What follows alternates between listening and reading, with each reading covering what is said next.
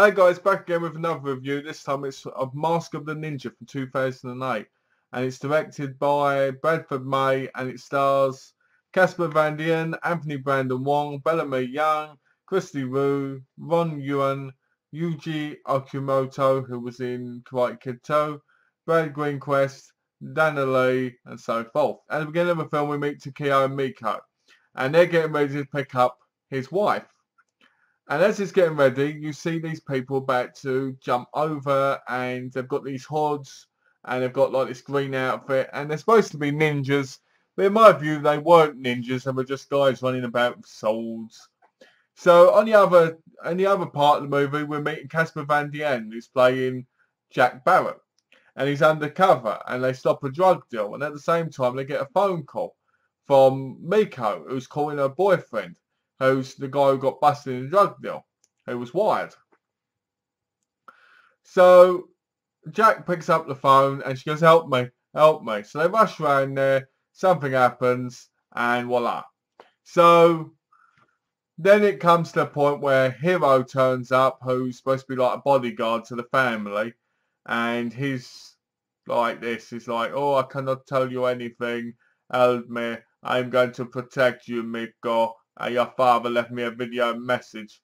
But that same video message is going to be watched by the enemy because I'm stupid.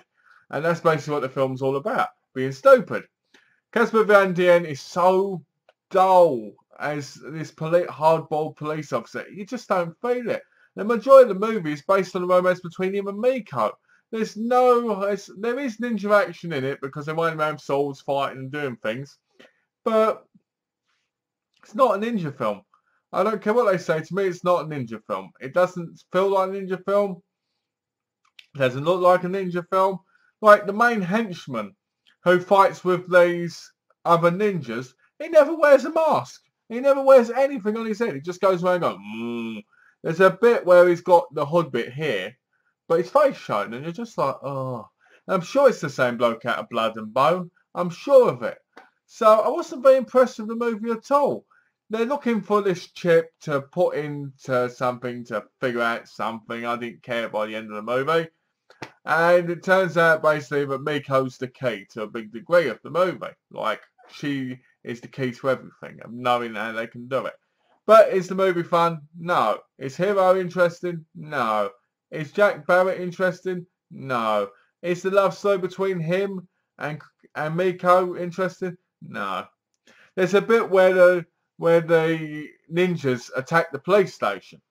And they go in there and they've got bulletproof vests and they've been shot in the chest multiple times. And they're like, and they're still going forward. In reality, if you get shot in the chest, it doesn't matter if you've got a bulletproof vest on. They'll save your life, but you'll still feel the force of it and be like, oh, no, and take the wind out of you. So that was a bit stupid. The final climax is a bit pathetic as well. There's a hidden twist which anybody with a brain will see coming. The best actor in this movie probably come from Yakuza leader Yuji Okumoto, who was in Karate Kid 2. He doesn't even look like his age. He just also got taller. That's all that he looks like. He also got taller, but he doesn't look like his age. So the movie was so dull. You know, it's a TV movie, so you can't expect much.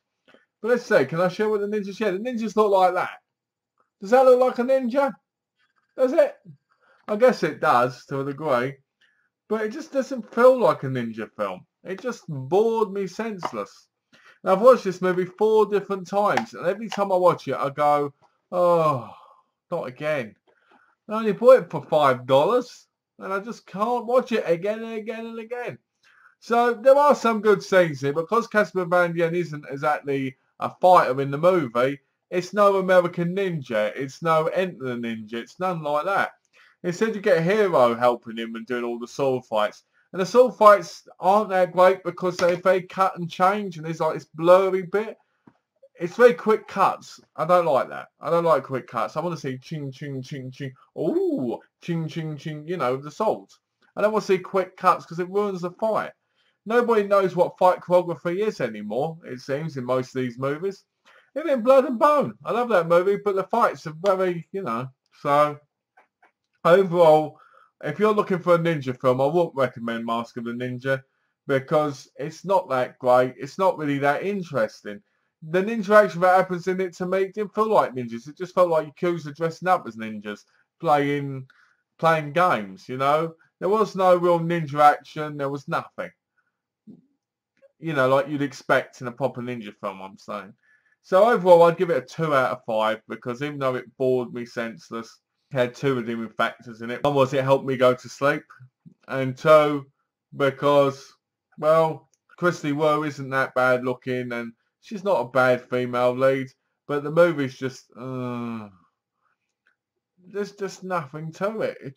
It's very forgettable. It's fun in the fact that if you watch it once, it'll be fun because you're wondering what's going to happen next. But other than that, you're going to just be sitting there going, yeah, why did I pay to watch this movie? Why did I pay to watch this movie? You should only watch it once or not at all. That's my view. So 2 out of 5. As always, guys, thanks for watching. If you enjoyed the review, please subscribe. Let me know what you think of the movie. You might have a different opinion. I'd love to hear it. Thanks for watching and take care.